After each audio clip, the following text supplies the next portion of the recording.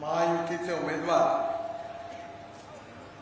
आदरणीय राणा जगजितसिंहजी पाटील, आदरणीय सुनील चव्हाण, अर्चनाताई पाटील, जिल्हा परिषदेचे अध्यक्ष संताजी चालक्य, चे जुने कार्यकर्ते मिलिंद पाटील, महेंद्र दुर्गुडे, मंचावर उपस्थित भारतीय जनता पार्टी व सर्व मित्र पक्षाचे सर्व सन्मान्य नेते मंडळी आणि उपस्थित बांधवांनो आणि बहिणींनो,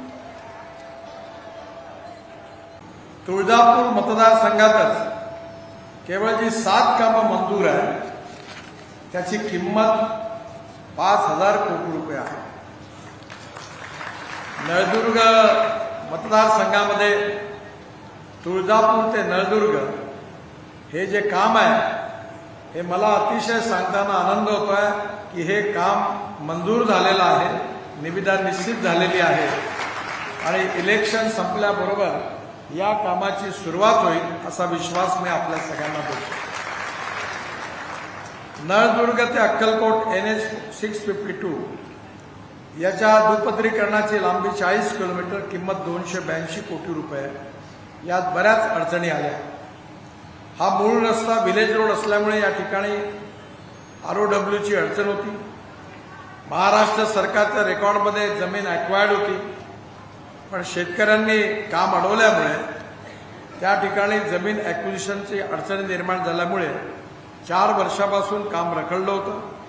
न्यायालयात पण प्रकरण झालं होतं, पण आता अंतिमतः मी असं सांगितलं की या शेतकऱ्यांची जमीन जेव्हा महाराष्ट्र सरकारने घेतली होती तेव्हा त्यांना पैसे दिले नव्हते, त्यामुळे आता तो रेकॉर्ड विसरून जा आणि आपण पुन्हा या जमिनीचे पैसे द्या। त्यामुळे 66 कोटी रुपये देण्याचा आम्ही निर्णय केला आणि आता हा रस्ता लवकरच याचा प्रस्ताव माझ्याकडे आला आहे आणि हा प्रस्ताव मंजूर करून त्याही कामाला नक्कीच सुरुवात होईल असं आपल्या सगळ्यांना माहिती आहे की आपण शेतकरी आहे, मी पण शेतकरी। मी 4 साखर कारखाने विदर्भात चालवतो।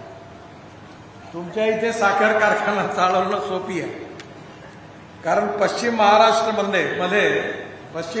म्हणजे मेरिटमध्ये पास झालेल्या मुलांची शाळा, मराठवाडा म्हणजे फर्स्ट क्लासमध्ये पास झालेल्या विद्यार्थ्यांची शाळा आणि विदर्भ म्हणजे 100 पैकी 33 पेक्षा कमी गुण मिळालेल्या मुलांची शाळा।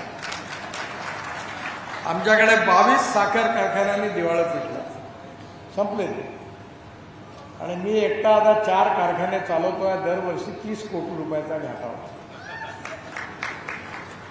पण हे सगळं आता चित्र हळूहळू बदललं।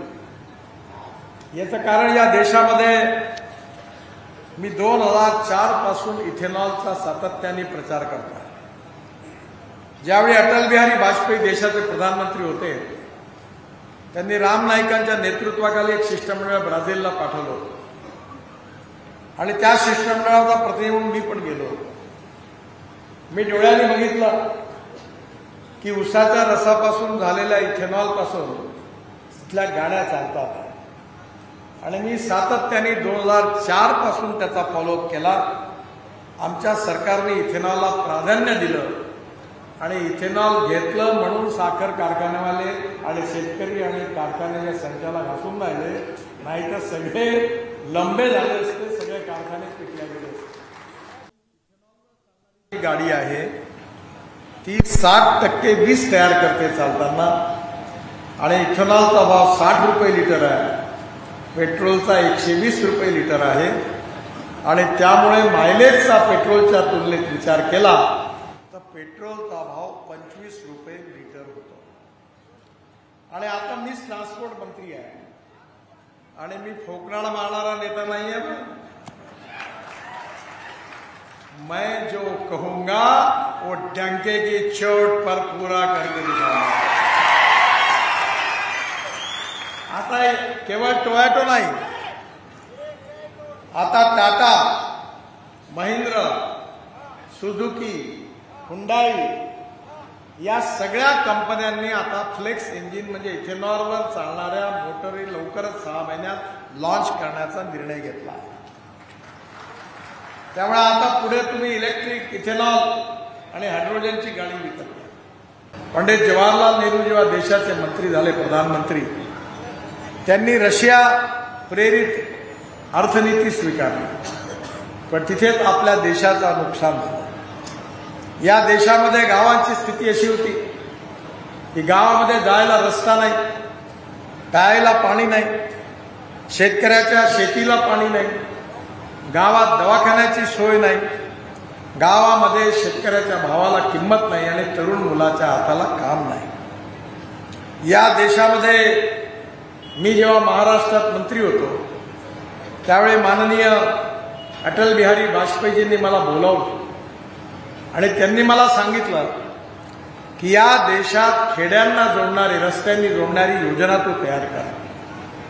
मी 3 महिने याच्यावर काम केलं आणि अटल बिहारी वाजपेयींना रिपोर्ट दिला आणि 1 महिन्याच्या नंतर त्या योजनेची घोषणा अब्दुल कलाम साहेबांनी केली.